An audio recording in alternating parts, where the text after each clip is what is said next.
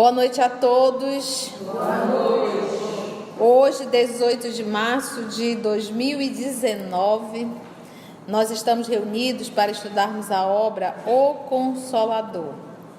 E vamos iniciar fazendo a nossa prece de abertura. Amor de nossa vida, nosso amado Mestre Jesus, é sempre com muita alegria esse nosso momento de reflexão, de estudo em torno da obra O Consolador. Rogamos, Divino Amigo, a Tua presença, a Sua inspiração, a assistência dos nossos amigos espirituais, para que possamos, Divino Amigo, realizarmos um trabalho em Teu nome e com a Tua presença. Muito obrigada, Jesus, e muito obrigada a todos vocês, amigos espirituais, que sempre nos ajudam tanto, contando com as nossas limitações, com o mínimo que podemos dar, mas já com essa vontade de trabalhar e de servir na seara do nosso Senhor Jesus. Obrigada, Divino Amigo e amigos espirituais. Então, vamos lá?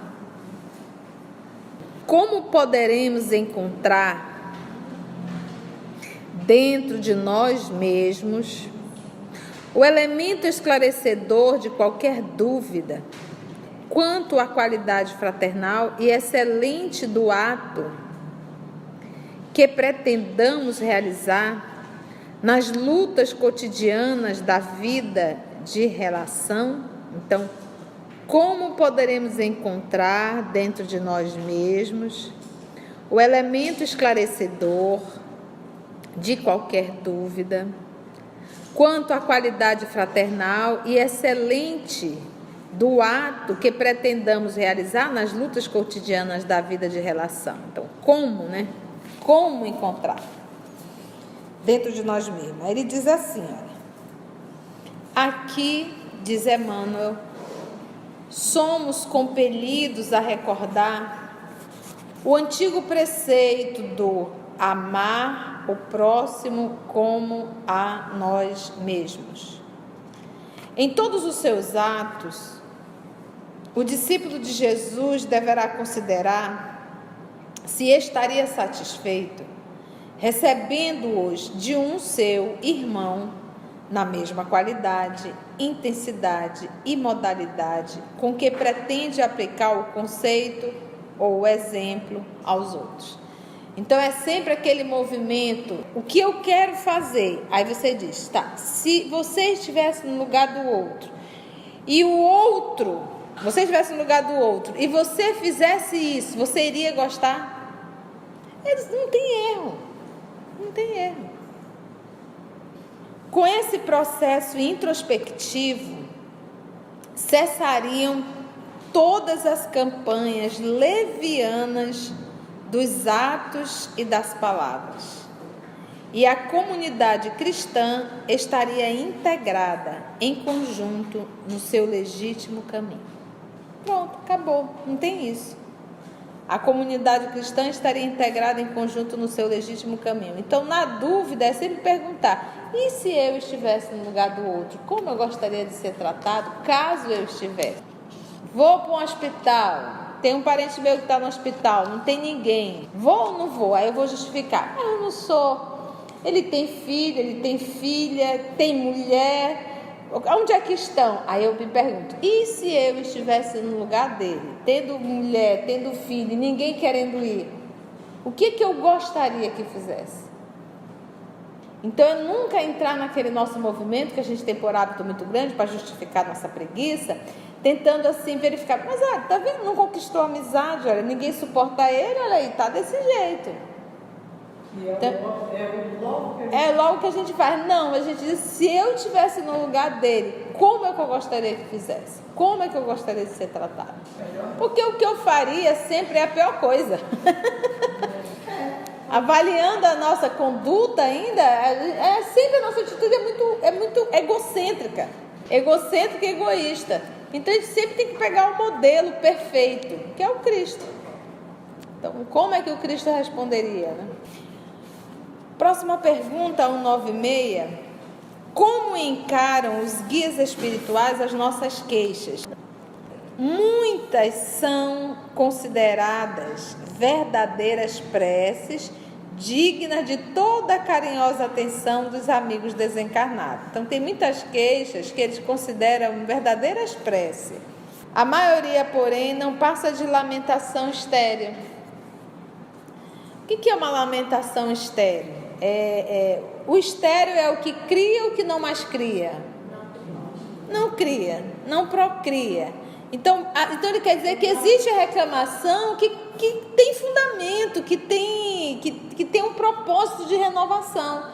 Mas ele diz que a maioria das lamentações são estéreis. Eu tinha um conhecido bem próximo, que quando ele saía com a esposa, aí eles iam tomar uma refeição, comer, né, um jantar. Aí quando a comida chegava, ele já olhava para ela e dizia assim: diga logo o que está ruim. Porque ela reclama de tudo. Então era o sal que estava isso, era o arroz que estava assim, era o macarrão que estava não sei o quê. Então ela sempre reclamava de tudo.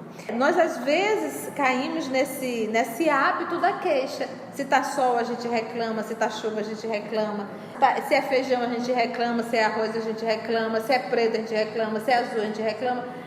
Vira um vício. Vira um vício. Se nós não tomarmos cuidado, essas queixas se tornam um vício e nós nos tornamos um chato e uma chata. Reclama de tudo. É uma reclamação estéril. Por isso que ele diz, olha, muitas são consideradas verdadeiras preces, dignas de toda a carinhosa atenção dos amigos desencarnados. Mas a maioria, porém, não passa de lamentação estéril, a que o homem se acostumou, olha aqui a palavra, acostumou, como a um vício qualquer. Reclama. A gente está chegando, nossa, tá quente, né? Já hoje foi, né? Nossa, peguei o ônibus, estava tão lotado. Nossa, o nosso trânsito, já chega reclamando do trânsito. Nosso trânsito é insuportável, olha, não sei. E vira realmente um vício, foi a palavra que ele usou. Acostumou como a um vício qualquer.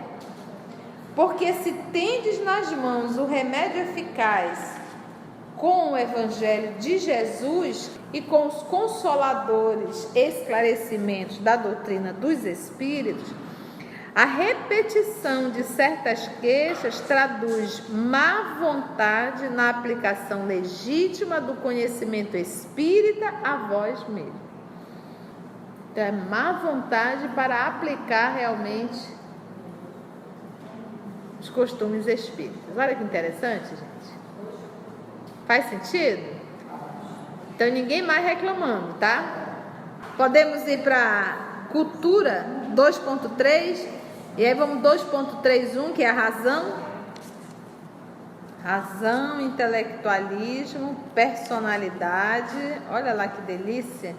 Tudo isso dentro da cultura. Vamos ver a primeira razão. Como se observa no plano espiritual o patrimônio da cultura terrestre? Vamos lá. Como é que eles observam no plano espiritual o patrimônio da cultura? Todas as expressões da cultura humana são apreciadas na esfera invisível como repositório sagrado de esforços do homem planetário em seus trabalhos contínuos e respeitados. Todavia, é preciso encarecer que, neste outro lado da vida, a vossa posição cultural é considerada como processo, não como um fim.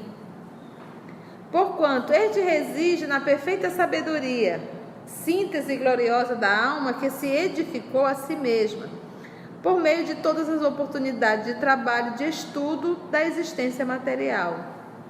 Entre a cultura terrestre e a sabedoria do espírito há uma singular diferença que é preciso considerar. A primeira, qual é a primeira? A cultura terrestre se modifica todos os dias e varia de concepção nos indivíduos que se constituem seus expositores da cultura, dentro das mais evidentes características de instabilidade, que está sempre mudando. Já a segunda, qual é a segunda? A sabedoria divina, porém, é o conhecimento divino, puro e inalienável, que a alma vai armazenando no seu caminho em marcha para a vida imortal. Então a palavra-chave, quando ele fala da cultura, ele diz assim, aqui, todavia é preciso encarecer que neste outro lado da vida, a vossa posição cultural ela é considerada como um processo, não como um fim. Então o objetivo não é isso. O objetivo, olha, desperta, aprende a pensar, aprende a refletir, desenvolve a tua criação, desenvolve a tua cultura, mas para entender uma lição maior, que é qual? Sabedoria do Espírito. O que constitui o conhecimento divino? Que é o que ele fala aqui, olha. Entre a cultura terrestre e a sabedoria do Espírito, há singular diferença que é preciso considerar. A primeira, que é a do homem, é o que? Se modifica todos os dias nos indivíduos que se constituem seus expositores, dentro das mais evidentes características de instabilidade. A segunda, qual é a segunda? É o conhecimento divino, puro e inalienável, que a alma vai armazenando no seu caminho em marcha para a vida imortal. O que é cultura, gente? Porque cultura ela vai muito longe, mas vamos pegar aqui no texto: ato, arte, modo de cultivar. Aí vem lavoura, conjunto das operações, vegetal, meio de conservar, aumentar. Agora aqui, aplicação, o sentido figurado da cultura, aplicação do espírito a determinado estudo ou trabalho intelectual. Também instrução, saber, estudo, apuro, perfeição e cuidado. Então isso é o que nós terráqueos rotulamos de cultura. Então dentro dessa cultura ele faz esse movimento quando ele diz assim, olha: todas as expressões da cultura humana são apreciadas na esfera invisível, usando aqui instrução, saber, estudo, perfeição, cuidado, arte, tudo, conhecimento. São apreciados na esfera invisível como um repositório sagrado de esforços do homem planetário em seus labores. Por que esforços? Porque nós sabemos, e por que ele usa repositório? Nós sabemos que tudo aquilo que eu aprendo, ele permanece comigo. Vai somando. Caso fosse o contrário, nós estaríamos eternamente no homem de Neandertal. Sempre começando. Então nós percebemos no próprio evolução que houve uma continuidade. A cultura é cumulativa. Exatamente. Mas ele diz, olha, por isso que ele diz, esforços do homem sagrado, repositório sagrado de esforços do homem planetário em seus trabalhos contínuos e respeitáveis, tá? Que há uma continuidade. Aí ele vem, todavia, é preciso encarecer que neste outro lado da vida, falando do mundo espiritual, a vossa posição cultural ela é considerada como um processo a ser desenvolvido realmente, não como um fim. Isso é um desenvolvimento, mas não é o fim, porque o fim mesmo, o propósito, é a nossa sabedoria divina. Você pode ter um homem extremamente culto, de uma cultura maravilhosa, sabendo muita coisa, mas quando se retrata de moral e de espiritualidade, é um zero à esquerda. Tanto é, ele fala muito bem dentro do mundo dele. Se você tirar ele do mundo dele para a vida social e às vezes para a vida moral, parece assim que é um analfabeto, um grosseirão, que é aquilo que nós vamos chamar das duas asas, a asa da intelectualidade e a asa da moral. Não como um fim, porquanto este reside na perfeita sabedoria. O fim qual é? Perfeita sabedoria. O que caracteriza um espírito puro? Gente, escala espírita, primeira ordem, os dois juntos. já tem todo o conhecimento. Síntese gloriosa da alma que se edificou a si mesma. Edificou a si mesma. Por quê? Porque Deus nos criou para que cada ser pudesse se desenvolver, tanto intelectual quanto moral. Mas o papai nos dá todos os recursos necessários para que a gente possa se desenvolver. E ainda tem um cuidado de enviar grandes professores, grandes mestres que movimentam uma cultura inteira, mostrando exemplo. Nós vamos falar de Krishna, Buda, Lao Tse, Confúcio, Forri e, acima de todos, nosso Senhor Jesus. Essas grandes almas que vieram para nos ensinar conduta moral. Sócrates e tantos outros, né? Entre a cultura terrestre e a sabedoria do espírito há uma singular diferença, tá? Que é preciso considerar. A primeira, que é a cultura terrestre, repetindo, se modifica todos os dias e varia de concepção nos indivíduos que se constituem seus expositores, tá? Dentro das mais evidentes características de instabilidade. Já a segunda, que é a sabedoria divina, porém, é o conhecimento divino, puro e inalienável. Tanto é, gente, que uma vez nós aprendendo essa sabedoria divina, essa arte do amor, essa arte do lidar com o outro, essa arte de respeitar o limite do outro, essa arte de saber se portar em todas as situações, tu estás pronto para viver em qualquer planeta.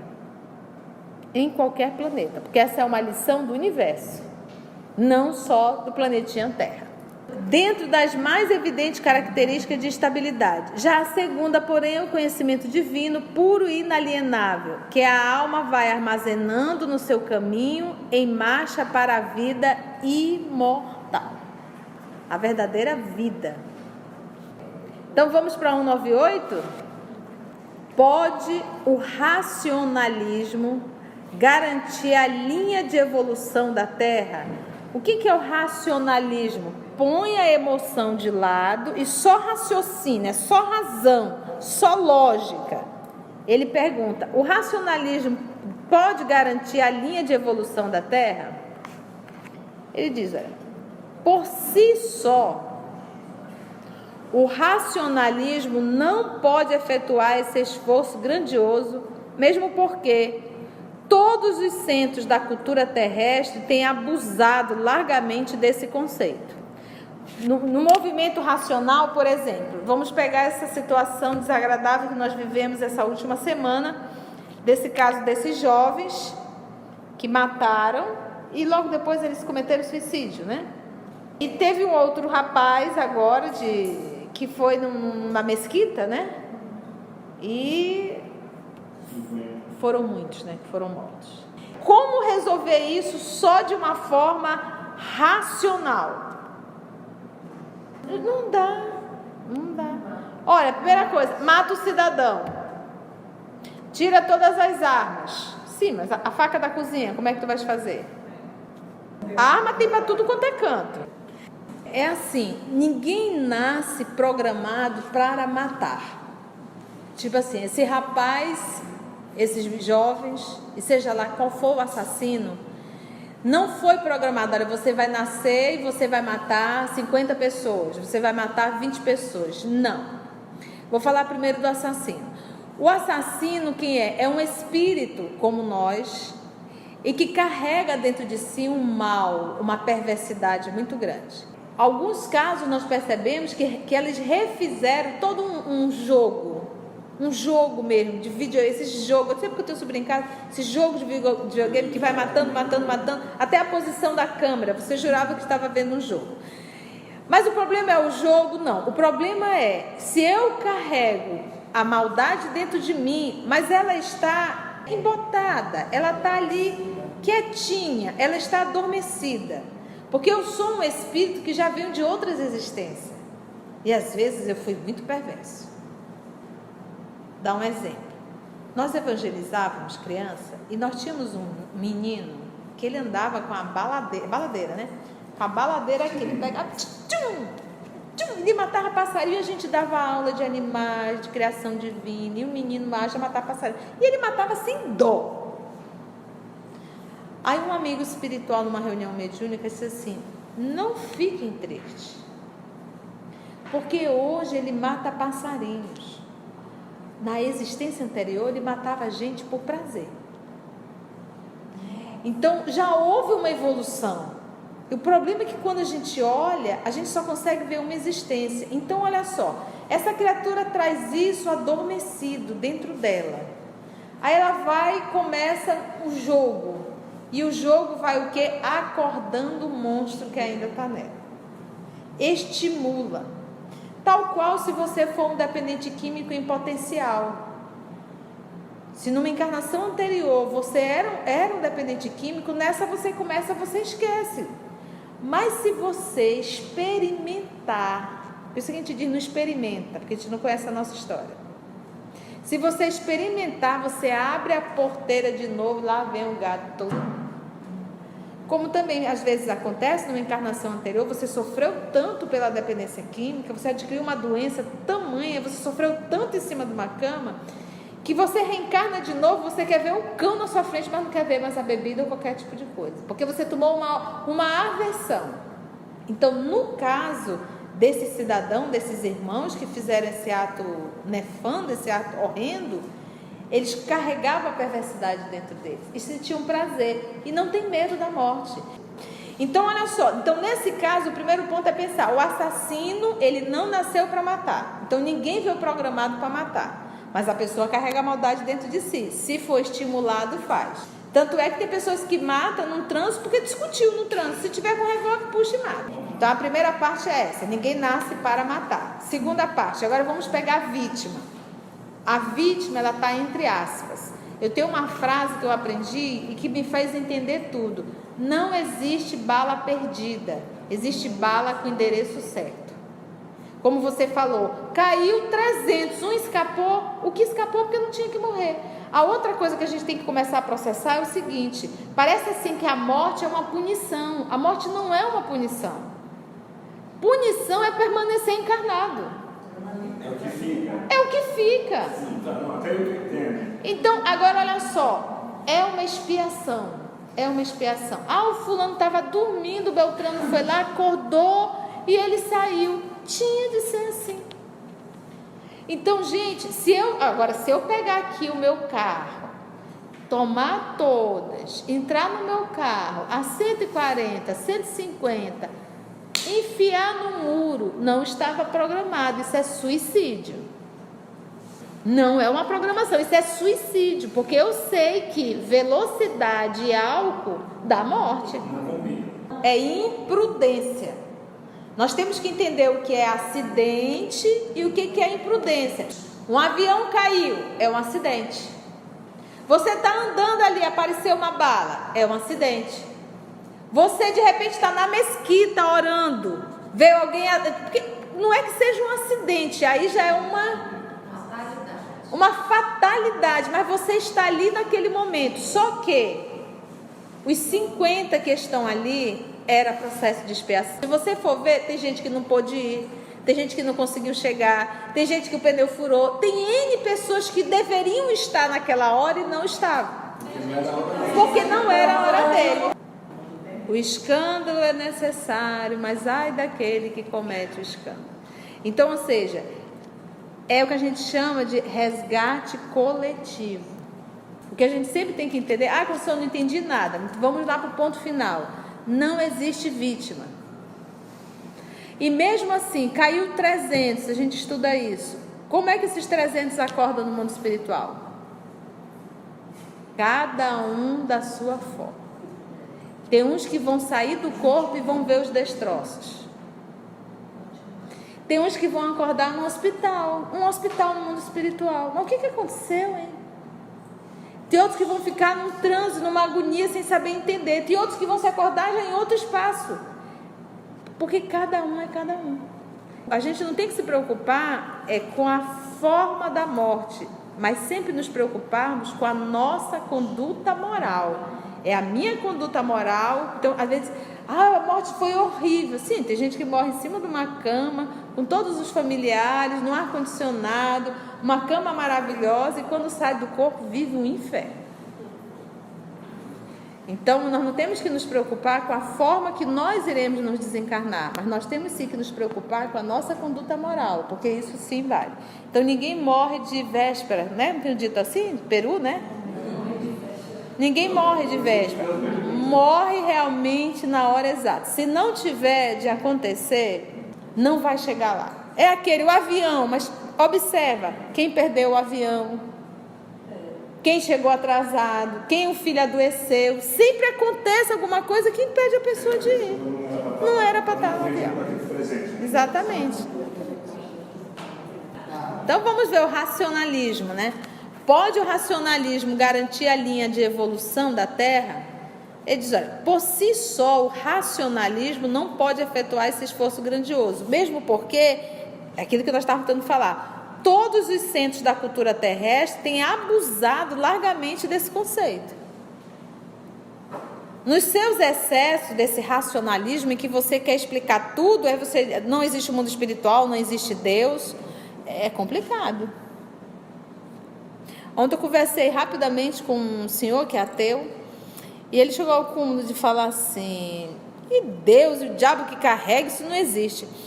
E eu olhei para ele e disse assim, quanta ignorância, tu preferes acreditar no nada, acreditar numa força superior? Tu queres me dizer que isso aqui foi feito do plá-plum? Isso sim é ignorância, isso sim é burrice. E que burrice. Eu sou materialista, meu filho, matéria não existe. Vai estudar física quântica. Eu não sou de discutir não, mas como é uma pessoa muito querida minha, me deu o luxo de dizer isso. Vai estudar um pouco de física quântica que você vai saber que hoje é um erro absurdo dizer que você é materialista, porque a matéria não existe mais. A crença de matéria é tudo aquilo que ocupa lugar no espaço, isso já foi. Ou você ainda acha que a menor partícula da matéria é o átomo? Vamos estudar, amigo. Mas ainda te digo outro mais, tu vais morrer, como eu também vou. E nós vamos nos encontrar no mundo espiritual. E eu vou olhar para ti e vou dizer, tá vendo? O tempo que você perdeu uma encarnação inteira. Racionalismo. E você acaba entrando numa neura mesmo. A razão sem o sentimento é fria e implacável como os números. Por exemplo, a razão me diz, nós temos que diminuir a redução da maioridade. Não, tem que ser. Gente, se é só razão, vai resolver, não vai. A razão por si só vai dar acidente na certa. A razão sem o sentimento, ela é fria e implacável, como os números. E estes podem ser fatores de observação e catalogação da atividade, mas nunca criaram a vida. A razão é uma base indispensável, mas só o sentimento cria e edifica. É por esse motivo que as conquistas do humanismo jamais poderão desaparecer nos processos evolutivos da humanidade. Então tem que ter os dois. É simples resolver, quando tem boa vontade. O grande problema é que a maioria das nossas lideranças entram para se servir e não para servir a sociedade. A base de tudo é a educação. Nós precisamos urgentemente fazermos uma educação em que o menino passa o dia inteiro dentro da escola. Só entrega o menino à noitinha. O menino fica, olha, o menino classe média, média alta, ele estuda de manhã e passa a tarde todo dia estudando.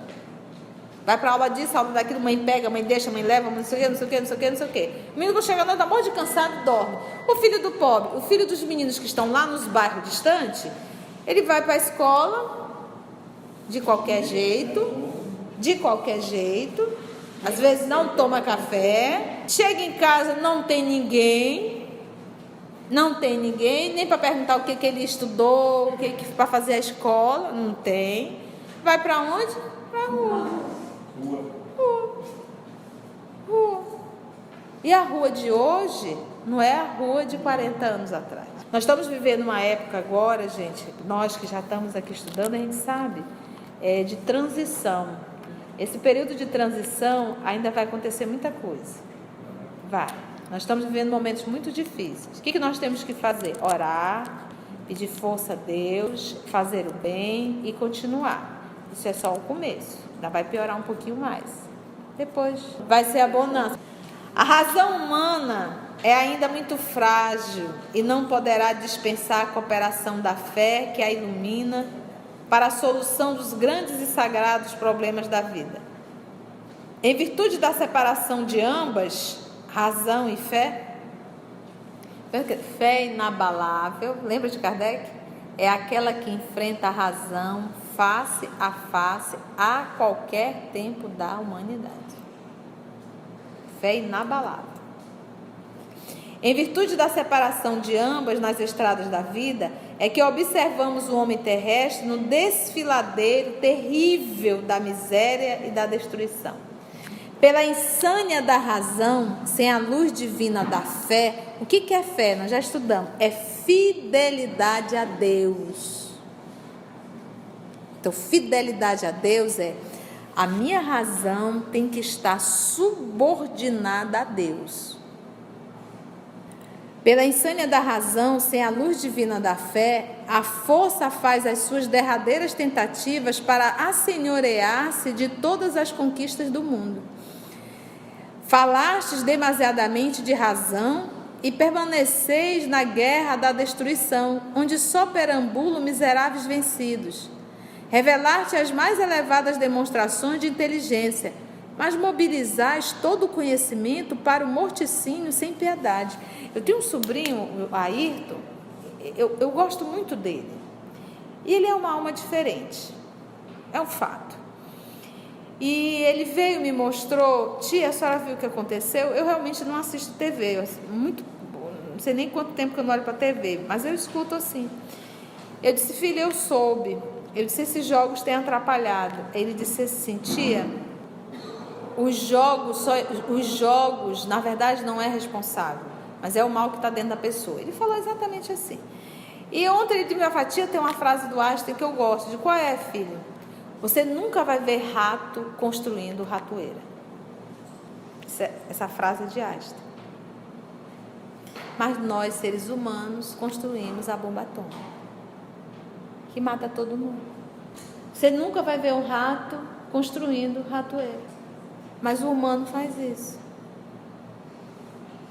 Construindo algo que vai destruir. E partiu tudo, exatamente. E partiu tudo da descoberta de Einstein. Infelizmente foi usado de forma equivocada. Olha o que é a razão sem o sentimento. É por isso que ele diz: revelar-te as mais elevadas demonstrações de inteligência, mas mobilizar todo o conhecimento para o morticínio sem piedade. Pregastes a paz, fabricando os canhões homicidas. Pretendestes haver solucionado os problemas sociais, intensificando a construção das cadeias e dos prostíbulos. Esse progresso é o da razão sem a fé, onde os homens se perdem em luta, em glória e sem fim. Conceição, não devemos construir cadeia? Devemos, para reabilitar o doente. Daqui a alguns, não sei quantos séculos, vai estar na nossa história essas fotos. Aí vão dizer: mas como é que tratava os doentes daquela época? Olha aqui, olha, 30, 40 pessoas dentro de uma cela, tudo entulhado, sem fazer nada. Olha o sanitário, olha o chuveiro. Deveremos rever de futuro a forma de tratar esses doentes, porque são doentes. São pessoas que vão adoecendo ao decorrer do tempo. E esse adoecimento às vezes começa na infância. Maltratos do pai, maltratos da mãe. Essas crianças são abusadas às vezes sexualmente, vai crescendo nisso.